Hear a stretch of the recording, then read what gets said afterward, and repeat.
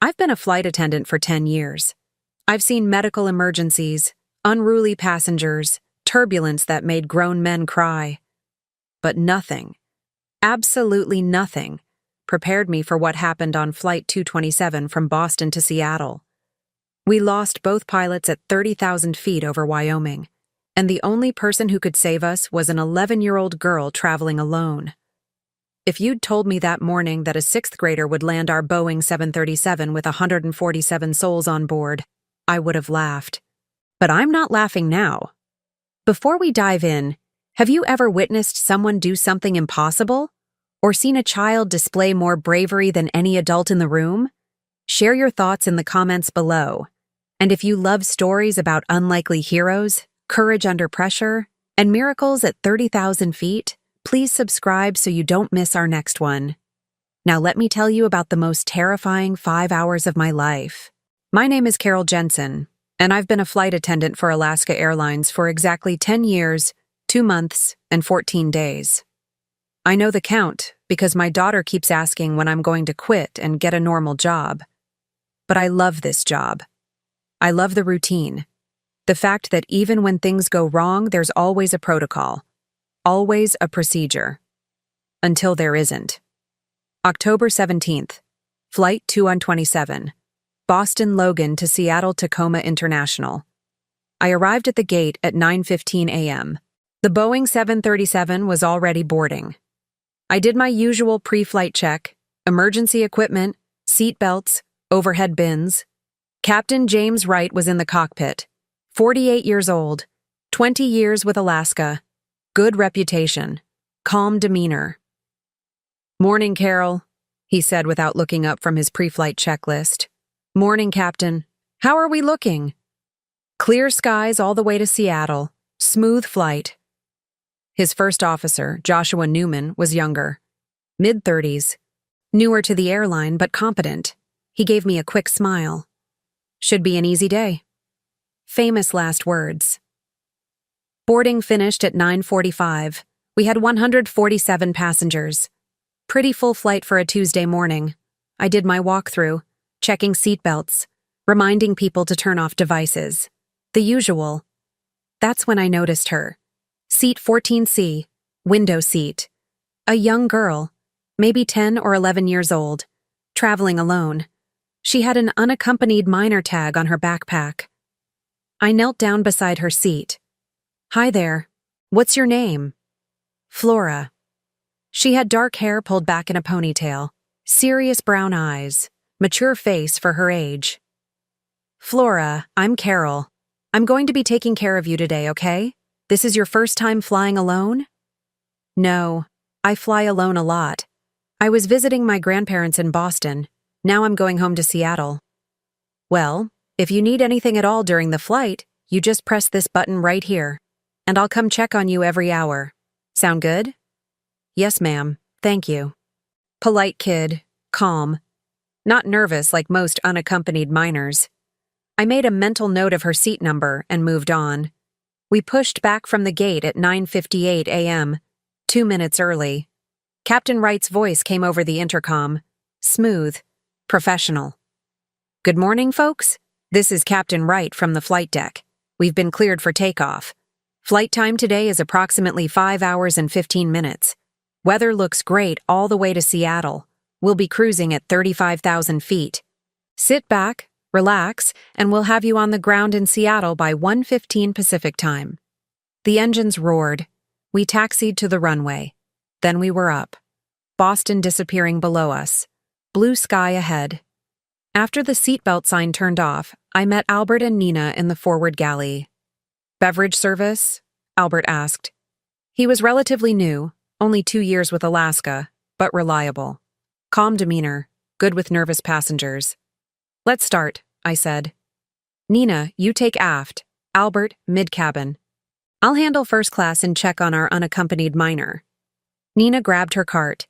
She'd been flying for 6 years. Tough, no nonsense, the kind of person you wanted in an emergency.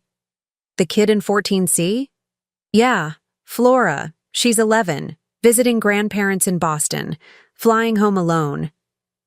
I'll keep an eye on her when I pass through. Nina said. We started service. Everything routine. Everything normal. For now. About 90 minutes into the flight, I brought meals to the cockpit. Standard procedure.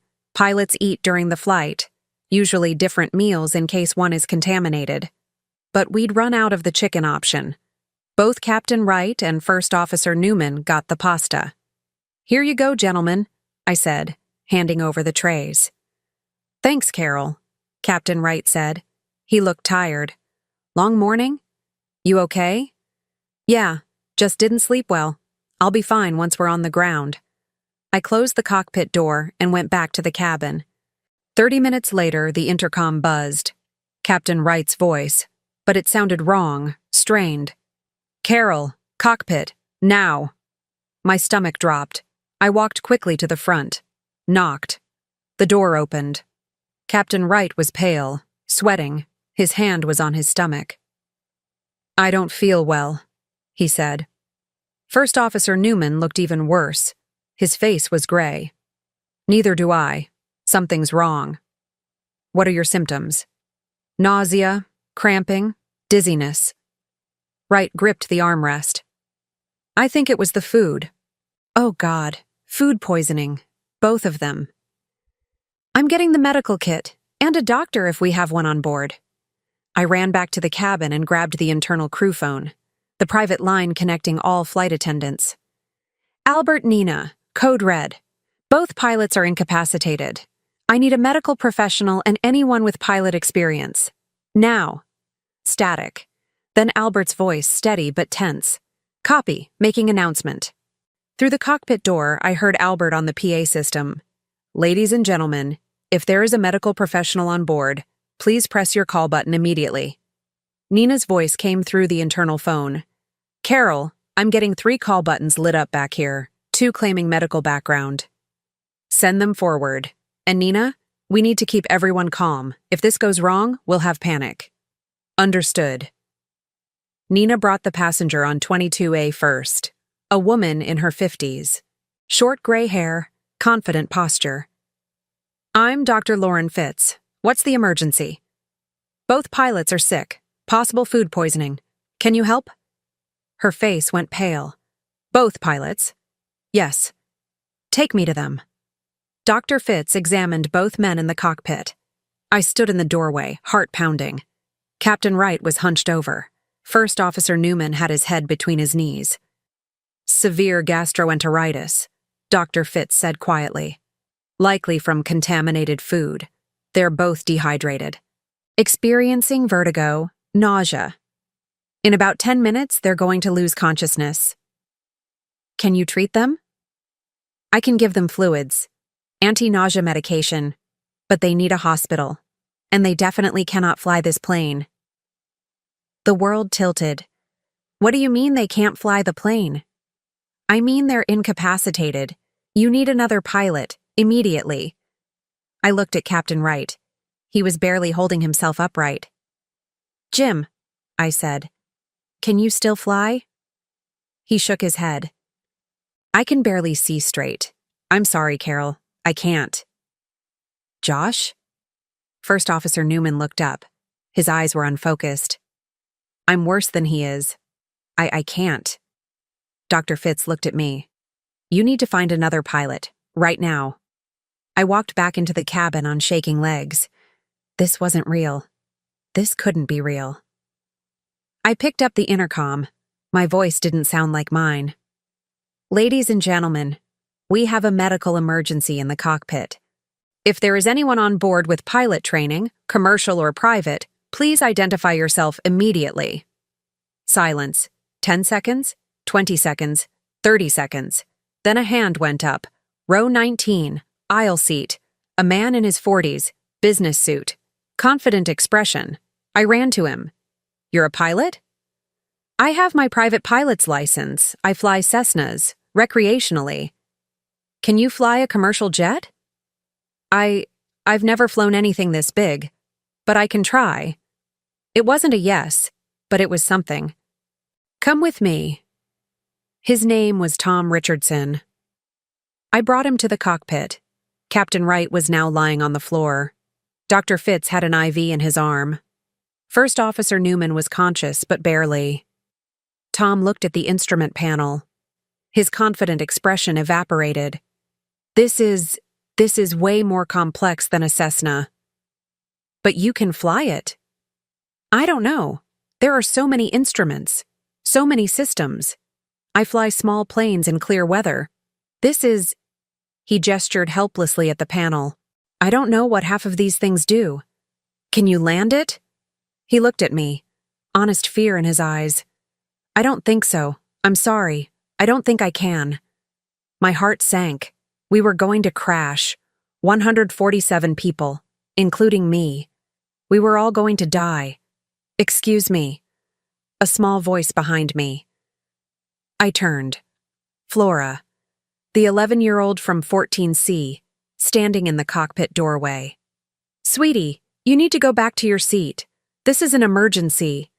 I know. I heard. I can help. Flora, this isn't a game. We need a real pilot. I can fly the plane. I stared at her.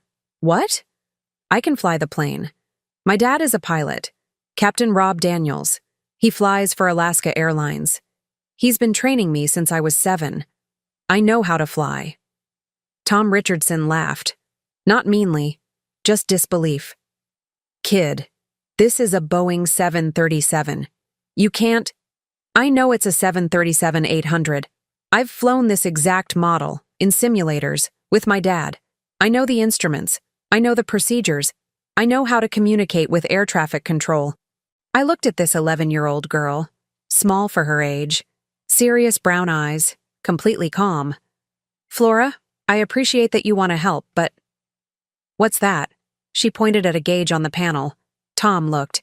I don't know. It's the engine pressure ratio gauge, EPR. It shows thrust from the engines. That one's the vertical speed indicator. Shows if we're climbing or descending. That's the attitude indicator. Shows if we're level or banking.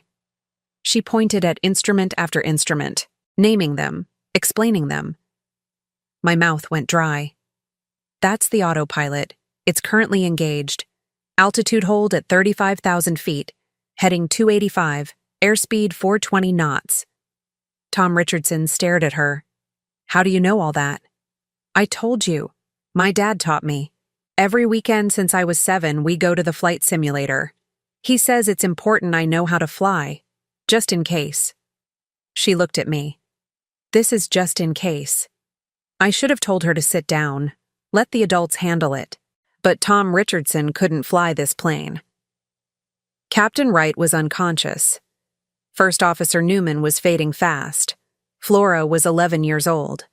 But she was also the only person on this plane who knew what these instruments did. Okay, I heard myself say. Okay, sit down. Flora climbed into the captain's seat. Her feet barely reached the pedals. She adjusted the seat forward, then looked at the instrument panel like she was reading a familiar book. First thing, we need to contact air traffic control. Let them know what's happening. She reached for the radio, pressed the button. Her voice was steady. Seattle Center, this is Alaska Airlines Flight 227. We have an emergency. Both pilots are incapacitated. This is Flora Daniels. I'm 11 years old. I'm the only person on board with pilot training, requesting immediate assistance. Static. Then a woman's voice. Professional, but shocked. Flight 227, Seattle Center. Say again? Did you say 11 years old? Yes, ma'am. I'm 11. My father is Captain Rob Daniels. He's a pilot with Alaska Airlines. He's been training me.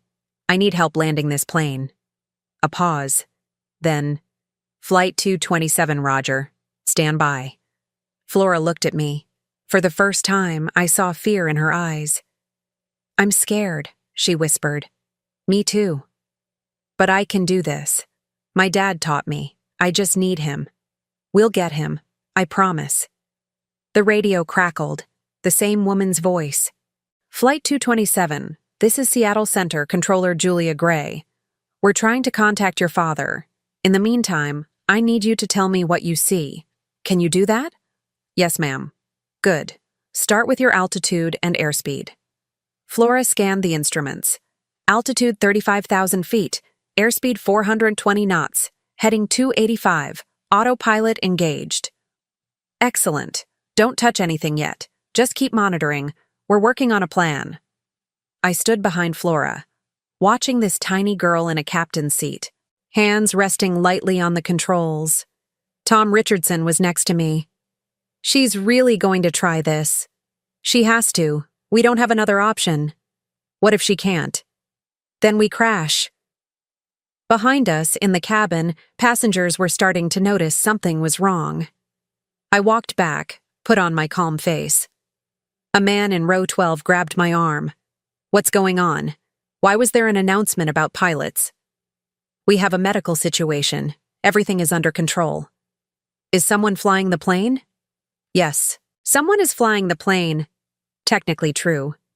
More passengers were standing, voices rising, panic spreading like fire. A man in row 8, Garrett Cole, according to the manifest, stood up. I heard the announcement. Both pilots are sick. Who's flying the plane? Sir, please sit down. Who is flying the plane? Everyone was looking at me now. 147 faces, all terrified. I took a breath. We have someone with pilot training in the cockpit. They're in contact with air traffic control. We're going to land safely. I need everyone to remain calm. Who is it? Who's flying? I hesitated. If I told them the truth, we'd have full panic. Mass hysteria. But they deserved to know. It's a passenger. She has extensive training. Her father is a commercial pilot. She knows what she's doing. She? Is she the little girl who left her seat? Yes. For 3 seconds, the cabin was silent. Then chaos. People screaming, crying, praying. Some tried to rush the cockpit. I blocked them. Everyone sit down. Right now. Or we will crash. Albert appeared from mid-cabin. Sir, I need you to sit down. I'm not sitting down. Both pilots are unconscious and some kid is flying. Nina pushed through from the back. Tall, intimidating when she needed to be. Everyone, sit. Down. Now. Something in her voice cut through the chaos. People hesitated. I stepped forward. Listen to me. That 11-year-old girl in the cockpit has been trained by her father, a commercial pilot, since she was 7 years old. She knows these instruments better than anyone else on this plane. But she needs silence. She needs to concentrate. If you want to live, you will sit down and let her work. Slowly, people sat. Albert moved through the cabin, checking seatbelts. Nina returned to aft, calming crying passengers. We were a team, and right now, that team was all that stood between order and chaos. I walked back to the cockpit. Flora was still there. Hands on the controls, eyes on the instruments, focused. Julia Gray's voice came over the radio. Flight 227, we've made contact with Captain Daniels, your father. We're patching him through now. Stand by. Flora's hands tightened on the controls. Static. Then a male voice. Deep. Warm. Scared. Flora? Her eyes filled with tears. Daddy? Baby, I'm here. I'm right here with you. You're okay. You're going to be okay. I'm so scared. I know. But remember what I always tell you? Fear is just information. That's right. It tells you what matters, and what matters right now. Getting everyone home safe. Exactly. Can you do that? I don't know. Yes, you do. You've done this 100 times in the simulator. This is the same thing. Same instruments, same procedures. The only difference is it's real. But you can do real things. You're my daughter. You're the bravest person I know. Okay. Good. Now, I need you to tell me what you see. Flora wiped her eyes. Focused. Altitude 35,000 feet. Airspeed 420 knots. Autopilot engaged. Fuel is 8,400 pounds. We have about 90 minutes of fuel left. Perfect. Where are you right now? What state? I don't know. Julia Gray cut in. Flight 227, you're currently over western Wyoming, about 500 miles from Seattle. Okay, Rob said. Flora, here's what we're going to do. Seattle is about an hour away. We're going to bring you in slowly. Very slowly. You're not going to rush anything. Every step, I'll be right here with you. Got it? Got it. First thing, I need you to start descending. We're going to come down to 10,000 feet. That's where we'll set up for approach. To descend, you're going to disengage the autopilot. Do you remember how? Press the red button on the yoke. Good. But don't press it yet. First, I need you to put your hands on the yoke. Both hands. Feel it? Yes.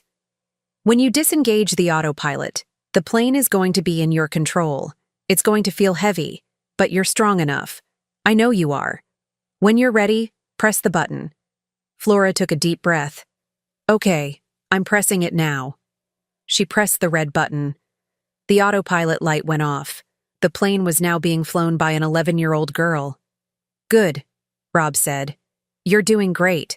Now, gently, very gently, pull back on the yoke. Just a tiny bit. We're going to reduce airspeed. Flora pulled back. The nose of the plane lifted slightly. Not too much, just a little. She adjusted. The nose leveled. Perfect. Now look at your vertical speed indicator. See the needle? Yes. I want you to push the yoke forward, very gently, until that needle shows -1,000. That means we're descending at 1,000 feet per minute. Flora pushed forward. The plane's nose dipped. My stomach lurched. Too much. Rob's voice was sharp. Pull back, gently. Flora pulled back. The nose came up. She adjusted. Adjusted again. Finally, the vertical speed indicator showed 1,000. There! I got it! You did. You're doing amazing, baby. Now hold it steady. We're going to descend from 35,000 to 10,000. That's 25,000 feet. At 1,000 feet per minute, that's 25 minutes. I'll be right here the whole time. Just keep that needle at -1,000. Can you do that? Yes. I'm so proud of you. 25 minutes. They felt like 25 hours. Flora sat perfectly still, eyes locked on the instruments, making tiny adjustments to keep the descent rate steady. Behind her, I watched, helpless. Tom Richardson was next to me, equally useless. Dr. Fitz was tending to Captain Wright and First Officer Newman. Both were unconscious now, IVs in their arms, stable but incapacitated. Julia Gray's voice came over the radio periodically. Flight 227, you're doing great. Current altitude 28,000. On course. The passengers were silent, some praying, some crying quietly, most just staring at their seatbacks. Waiting. Row 14, the row where Flora had been sitting. An older woman, maybe 60, was crying. That's just a baby up there. A baby. But Flora wasn't acting like a baby. She was acting like a pilot. Altitude 10,000 feet, Flora said. Perfect, Rob replied. Now level off. Gently pull back on the yoke until the vertical speed indicator shows 0. Flora pulled back. The descent stopped. The plane leveled out. Good. Now we're going to prepare for approach. Seattle is about 15 minutes away. I need you to reduce airspeed. Pull back on the throttle. Do you see it? The two levers in the center? Yes. Pull them back slowly. Watch your airspeed. I want you at 250 knots. Flora reached forward. Her hands were shaking now. She pulled the throttles back. The engines quieted. The plane slowed. 240 knots. Good. A little more. She adjusted. 250 knots. Perfect. Now, I need you to do something very important. I need you to lower the landing gear. There's a lever on your right. Red handle. Says gear. Do you see it? Flora looked. Yes. Pull it down. You'll hear a loud noise. That's normal. Don't be scared. Okay. She pulled the lever. A massive mechanical clunk. The plane shuddered. I grabbed the seat back to steady myself. 3 green lights appeared on the panel. 3 green lights, Flora said. Excellent. Gear is down and locked. You're doing everything right, Flora. Everything. Julia Gray's voice. Flight 2127, you're 15 miles from Seattle, Tacoma. We're clearing all runways. You'll be landing on runway 16R. It's the longest runway we have. We're also deploying emergency vehicles, just as a precaution. Fire trucks, ambulances, in case we crashed. Flora, Rob said. I'm at the airport now. I'm in the control tower. I can see you. You can? Yes, I'm looking out the window. I can see your plane. You're beautiful. Flora's voice cracked. I don't know if I can do this. Yes, you can. You know why? Why? Because I'm right here. I'm not on the radio anymore. I'm right here, looking at you. And I'm not leaving. We're going to land this plane together. You and me. Like we've always done. Okay. I love you, Flora. I love you too, Daddy. Altitude 3,000 feet, Rob said. You're on the glide path, doing great. Now I need you to extend the flaps. There's a lever on your left. It has settings from 0 to 40. Right now it's at 0. Move it to 15. Flora moved the lever. The plane's nose dipped slightly. Good. Now to 30. She moved it again. The plane slowed. The nose dipped more. Altitude 2,000 feet. Airspeed 180. Perfect. I could see the ground now. Getting closer. Trees, buildings, roads. We were really doing this. We were really going to try to land. Flaps to 40, Rob said. Full flaps. Flora moved the lever one more time. The plane slowed dramatically. We were practically floating now. Altitude 1,000 feet. Airspeed 150. You're right on target, Flora. Right on target. I can see the runway, Flora whispered. I know. You're almost there. Now listen carefully. In about 30 seconds, you're going to touch down. When you do, I need you to pull back on the throttle all the way. Then immediately press the brakes. The pedals at your feet. Press them hard. Can you reach them? Barely. That's okay. Just press as hard as you can. Got it? Got it. I grabbed the internal phone. Albert, Nina, prepare for emergency landing. Brace positions in 90 seconds. Copy, Albert said. Roger, Nina replied.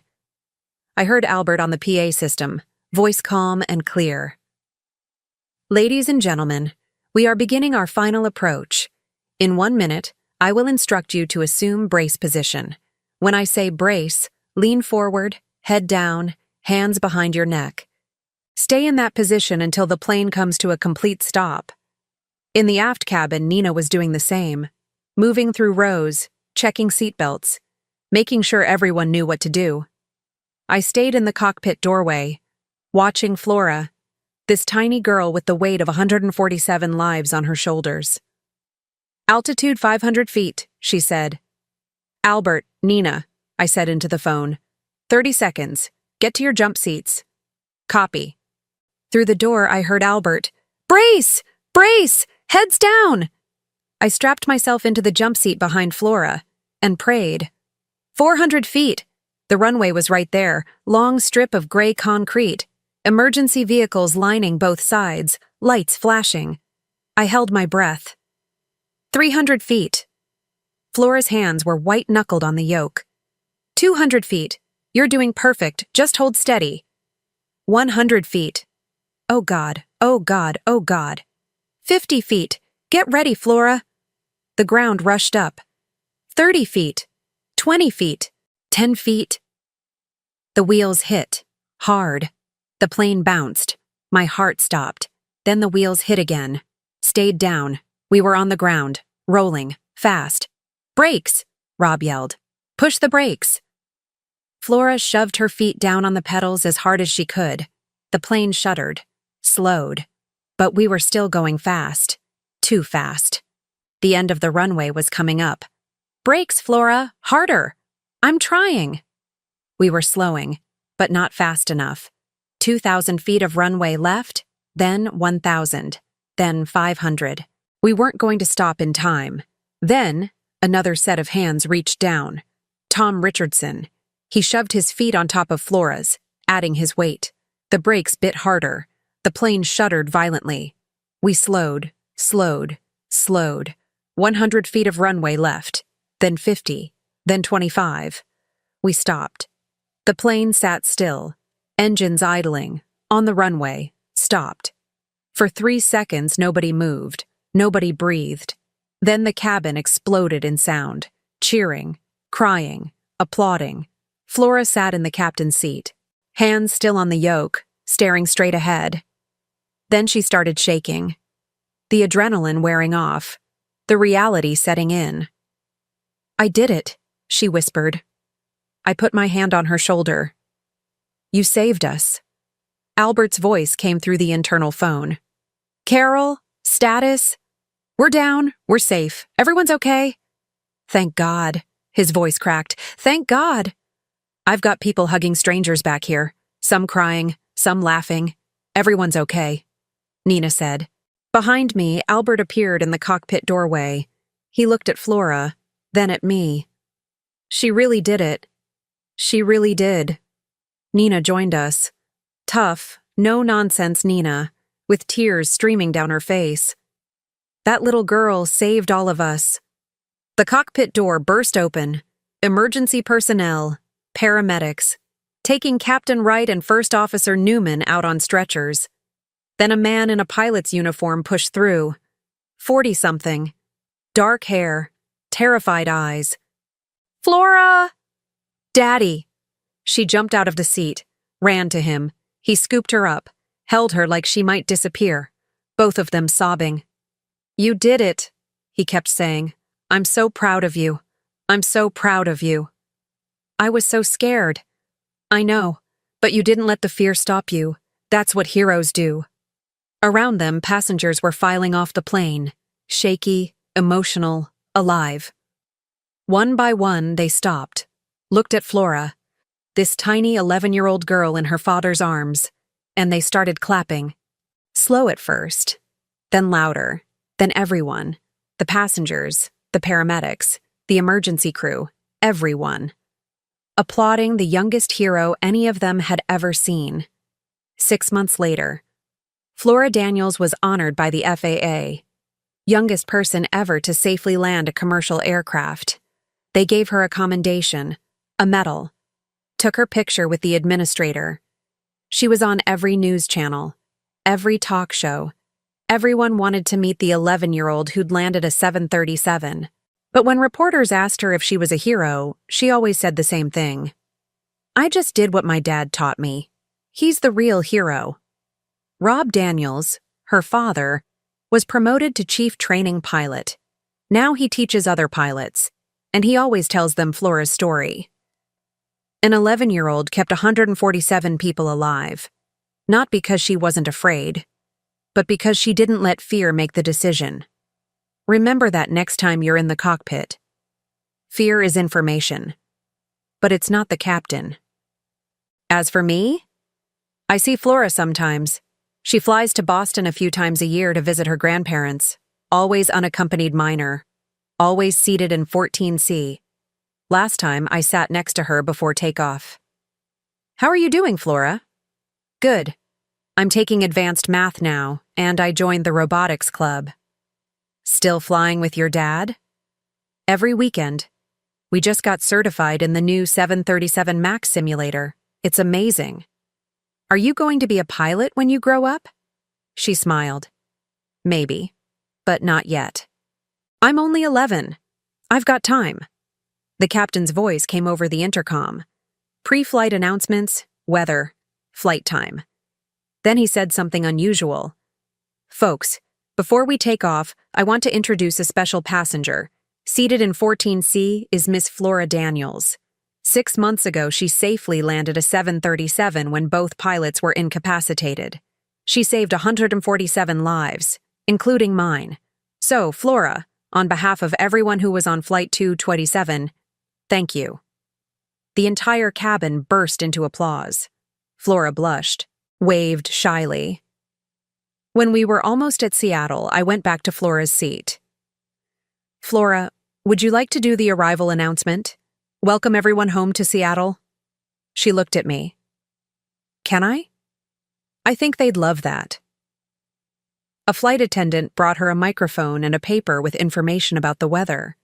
Flora cleared her throat, then spoke in that same calm, steady voice I remembered from that terrible day.